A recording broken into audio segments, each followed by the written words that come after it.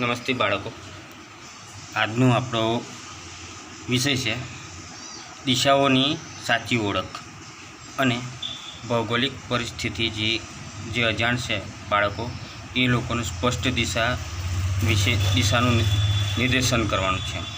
એટલે બાળકોને જ્યારે દિશાની ખબર ના પડે તો આ વિડીયો એ બાળકોને જલ્દીથી કામ લાગે એવું છે. અને સૌપ્રથમ તો આપણે દિશાઓ કેટલી એની સ્પષ્ટતા કરશું.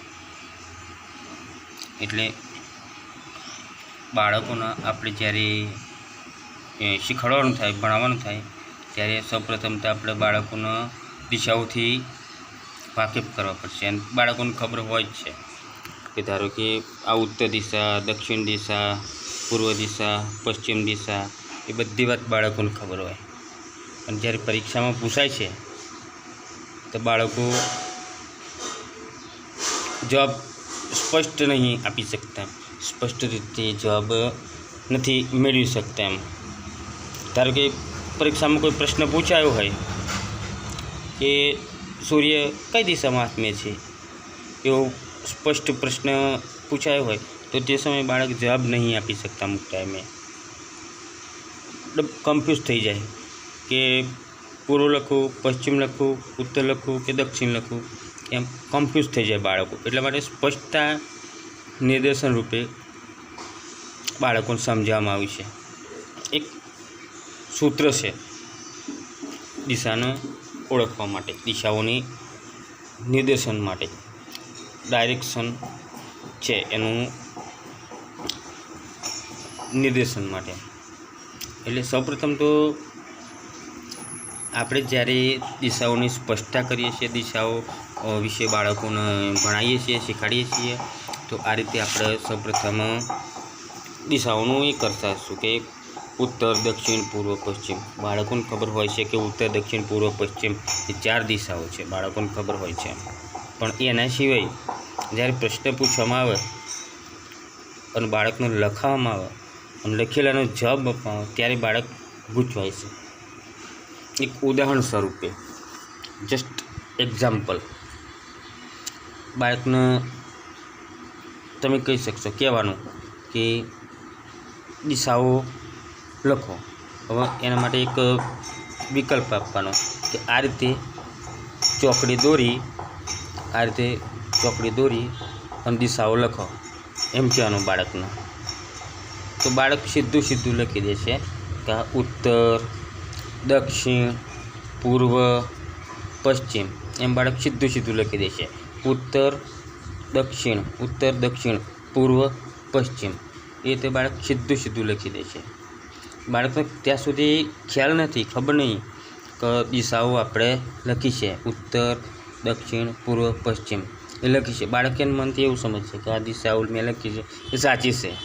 જ્યારે બાળકે વાસ્તવિકમાં લખી છે એ છતી રહી છે, એમ ભૂલ ભરેલી વસ્તુ છે, એમાં ભૂલ છે એમ અંદર, એમ બરાબર. સાચી તો આ રીતે આવશે: ઉપર ઉત્તર, નીચે દક્ષિણ, જમણે પૂર્વ, ડાબે પશ્ચિમ. એ રીતે બાળકને સ્પષ્ટતા કરાવવી પડશે કે ઉપરે ઉત્તર ભારતના નકશા મુજબ, એટલાસ મુજબ ઉપરે ઉત્તર, નીચે દક્ષિણ, જમણે પૂર્વ, આ જમણી દિશા, જમણી બાજુ પૂર્વ અને ડાબી બાજુ પશ્ચિમ. એમ બાળકને સંકલ્પના કરાવવી પડશે. ઉત્તર દક્ષિણ એ તો લખશે, પણ ગડબડ ગોટાળો પશ્ચિમમાં અને પૂર્વમાં થાય છે. પ્રોબ્લેમ બાળકને સમજવામાં અહીં ભૂલ પડે છે, પશ્ચિમ અને પૂર્વમાં. તો એના માટે સંકલ્પના છે, વાક્ય છે કે ઉપરે ઉત્તર, નીચે દક્ષિણ, જમણે પૂર્વ અને ડાબે પશ્ચિમ. બસ ઉપરે ઉત્તર, નીચે દક્ષિણ, જમણે પૂર્વ, બસ આટલું જ કરાવવાનું. ઉપરે ઉત્તર, નીચે દક્ષિણ, જમણે પૂર્વ. તો બાળકને સ્પષ્ટ રીતે બાળક શીખી જશે કે જમણી સાઈડે પૂર્વ દિશા આવે છે.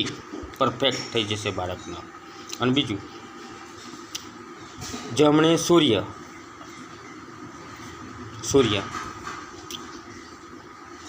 જમણી બાજુ એટલે જમણે સૂર્ય,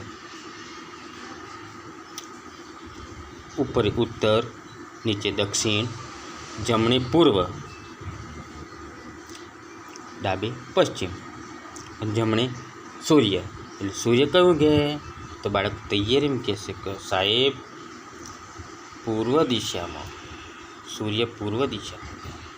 પરફેક્ટ બાળક જવાબ આપશે. આ ટ્રીક છે એવી એકદમ ટ્રીક કે ઉપર ઉત્તર, નીચે દક્ષિણ, જમણી પૂર્વ અને જોડે જોડે ડાબે પશ્ચિમ. એટલે બાળકોનો સ્પષ્ટ થાય જશે કે ના ઉત્તર, દક્ષિણ, પૂર્વ, પશ્ચિમ. આપણે જમણી સાઈડ એટલે પૂર્વ દિશા, જમણી સાઈડ એટલે પૂર્વ દિશા, એમ બાળકને એની સ્પષ્ટતા આવશે. પછી બાળકને ખબર પડશે કે ના દિશાઓ આ રીતે છે. આપણે ભારતના નકશામાં પરફેક્ટ કે ઉપર ઉત્તર છે, જમણે પૂર્વ છે, ડાબે પશ્ચિમ અને નીચે દક્ષિણ. બાળક નકશાની અંદર ફટફટ ઉત્તર, દક્ષિણ અને પૂર્વ, પશ્ચિમ એ શોધતો થઈ જશે અને એને ખબર પડશે, સમજ પડશે બાળકને. બીજું તો એક બાળકને એક ટ્રીક કરાવવાની છે. આપણે એક ટ્રીક કમ્પ્લીટ કરવાની છે બાળકને ખાલી ચોકડી દોરવાળવાના, આ રીતે ચોકડી.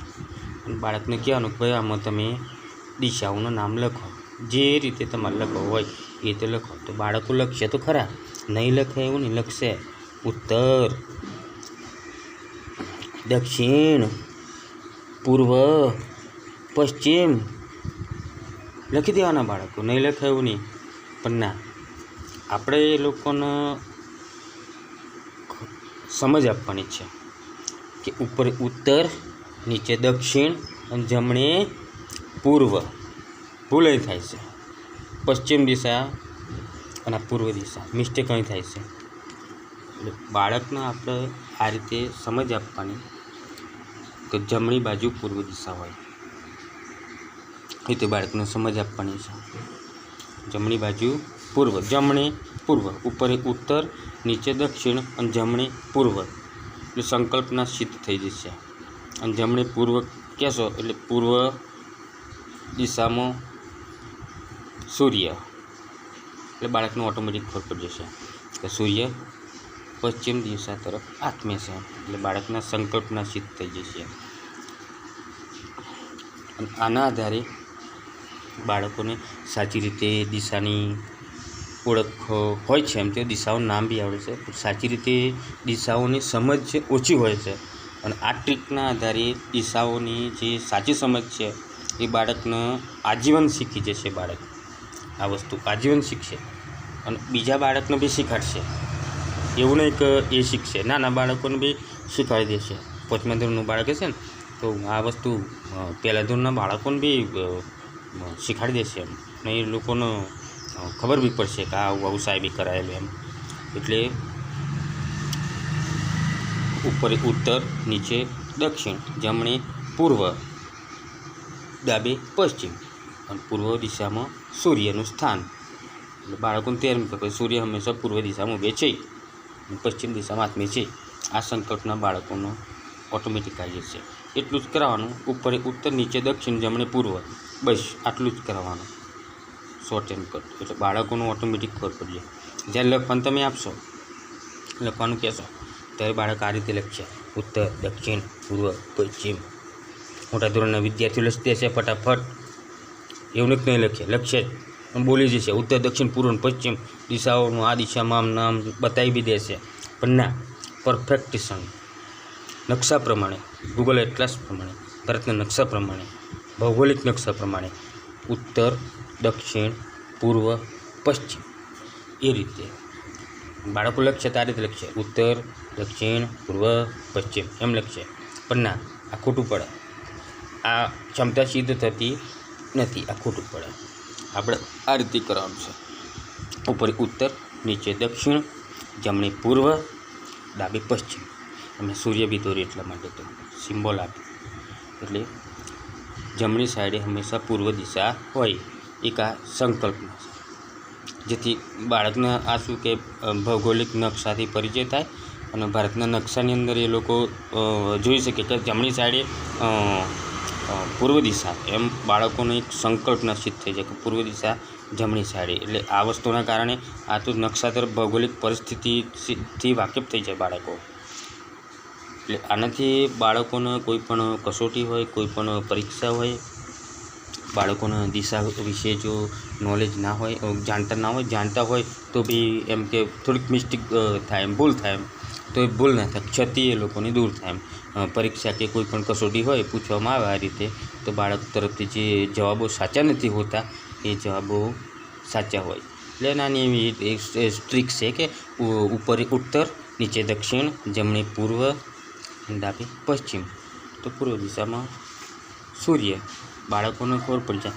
એ રીતે આ બાળકોને આપણે જ્યારે ઇંગ્લિશમાં આ લોકોને અંગ્રેજીમાં સમજાવતા હોય, ઇંગ્લિશમાં દિશાના નામ હોય, તો એ લોકોને ઇંગ્લિશ તરફ બી હોકા યંત્ર હોય, એવું કોઈ યંત્ર હોય તો યંત્રની અંદર બી બાળકોને એ આવે છે, એન પાડેલો હોય, એસ પાડેલો હોય, ડબલ્યુ પાડેલો હોય, ઈ પાડેલો હોય, તો આ બાળકો મૂંઝવાય છે પાછા.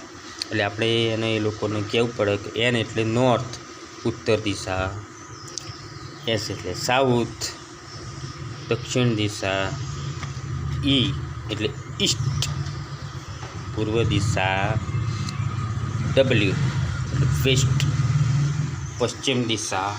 એટલે બાળકોને ખબર પડે છે કે ના આ વેસ્ટ, તો બાળકો કહેશે કે ના પશ્ચિમ બંગાળ આ બાજુ આવશે, ઓટોમેટિક પકડાઈ જાય. સાઉથ નીચેવાળો વિસ્તાર, દક્ષિણ, તો બાળકોને ખબર પડશે કે દક્ષિણ ગુજરાત અથવા દક્ષિણ ભારત, દભા અથવા દઘુ, તો બાળકોને જલ્દી હાઇલાઇટ થશે કે દક્ષિણ ભારત, દક્ષિણ ગુજરાત થાય નીચેની તરફ. એટલે બાળકોના વસ્તુ આ ટ્રીક સામાન્ય છે, પણ એમના માટે થોડુંક એ છે જાણવા જેવું છે. એમ અને અમુક મોટા માણસો છે એ લોકોને બી આ બાબતે અમુક લોકોને ખ્યાલ નહીં હોતો. એટલે આ વિડીયો મારે એટલા માટે બનાવવો પડ્યો કે એક ભાઈએ મને કહ્યું કે હું આ રીતે એમ કે દિશાઓ હોય, એમ મને સમજ આપી. મને એ ભાઈએ એ રીતે જ કહ્યું કે આ રીતે ઉત્તર, દક્ષિણ, પૂર્વ, પશ્ચિમ. એ ભાઈએ મને એમ કહ્યું ઉત્તર, દક્ષિણ, પૂર્વ, પશ્ચિમ. મને થોડોક શંકાશીલતા ગઈ, એટલે પછી મેં એના ઉપર વિષય પર મને થોડુંક ખ્યાલ હતો, જાણતો હતો હું કે આ વિષયમાં આવું છે એમ, કારણ કે ભૂગોળમાં વિષયમાં થોડો રસ આપું છું, એટલે મને એવું લાગ્યું. એટલે પછી મેં એ ભાઈની જોડે એ ના કર્યું, ડાયરેક્ટ વિડીયો જ બનાવવાનું મેં વિચાર્યું છે. એટલે આ રીતે છે એમ, નોર્થ, સાઉથ, ઈસ્ટ, વેસ્ટ, ઉપર ઉત્તર, નીચે દક્ષિણ, જમણી પૂર્વ, ડાબી પશ્ચિમ. એ રીતે આ રીતે મેં આ વિડીયો બનાવ્યો છે, કામ કર્યું છે. આ શંકાશીલતા લાગી અને મને મોટા માણસને જો આવું થયું હોય તો આપણે નાના બાળકોને આ ઉત્તર, દક્ષિણ, પૂર્વ અને પશ્ચિમ આ દિશાઓ વિશે એ કરવાનો ખ્યાલ આપવાનો. એટલે પછી શંકાનો વિષય હતો, તો નકશા પ્રમાણે આ રીતે આવે છે એમ.